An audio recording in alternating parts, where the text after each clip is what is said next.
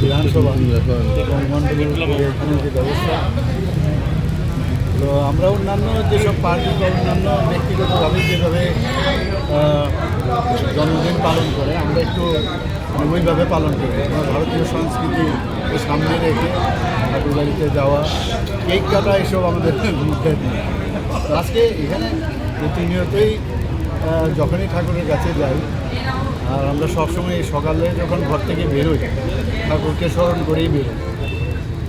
তো সেখান থেকে বেরিয়ে প্রথমে যে প্রার্থনাটা করি, আজকেও সে একই প্রার্থনা করতে যে সমস্ত ত্রিপুরাবাসীর মঙ্গল কামনা করেছি, তাদের সুস্বাস্থ্যের কামনা করেছি এবং আজকে এই মণ্ডলে এসেছি, মণ্ডলের সবার জন্য সুস্বাস্থ্যের অধিকারী হয়, তাদের জন্য মঙ্গল হয় এবং যতটুকু আমার পক্ষে সম্ভব আমার ব্যক্তিগত উদ্যোগেই হোক, আমাদের সরকারের তরফ থেকেই হোক বা পার্টির তরফ থেকেই হোক, আমরা সবাই মিলে একসাথে এই রাজ্যকে একটা উন্নয়নের শিখরে নিয়ে যাওয়ার মাননীয় প্রধানমন্ত্রী বারবার যেটা বলছেন যে সবাইকে নিয়ে আমাদের চলতে হবে।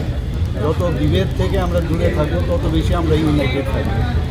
তো এই ধরনের রাজনীতি তো আমরা আগেও দেখে এসেছি, কিন্তু এখন রাজনীতি মানে মানুষের সাথে একজনের কানেকশন যে হওয়া, এই কানেকশনের যে রাজনীতি এবং এই ধরনের যে আজকে আমার আজকের বিশেষ দিনে আমাকে এখানে যেভাবে ওনারা এই অ্যারেঞ্জমেন্ট করেছে তার জন্য আমি আকবর দোয়ালি মন্ডলকে আমি ধন্যবাদ দেবো।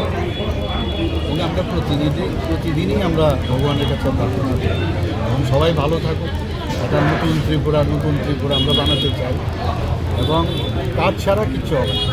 আর কাজের নিরিখেই আমরা আমাদের পার্টিতে কাজের নিরিখেই সবাইকে নির্ধারণ করা হয় যে কে কোন কাজের জন্য উপযুক্ত। সব মানুষের মধ্যে কিন্তু একটা আলাদা আলাদা কোয়ালিটি আছে, সব কাজ সব মানুষ করবে সেটা কিন্তু যদি আমরা চিন্তা করি তাহলে ভুল হবে এবং সবাইকে সব জায়গার মধ্যে দিয়ে একটা সমষ্টিগত যে একটা কাজের উদ্দেশ্যে যে সমষ্টিগতভাবে আমরা সবাই সার্বিক উন্নয়নের যে বিষয়, তো সেই সার্বিক উন্নয়নের জন্যই আমরা সবাই একসাথে যদি মিলেমিশে কাজ করি তবে নতুন ত্রিপুরা আমরা করতে পারবো, নতুন ভাষা সবার মঙ্গল কামনা করছি, আপনাদেরও মঙ্গল কামনা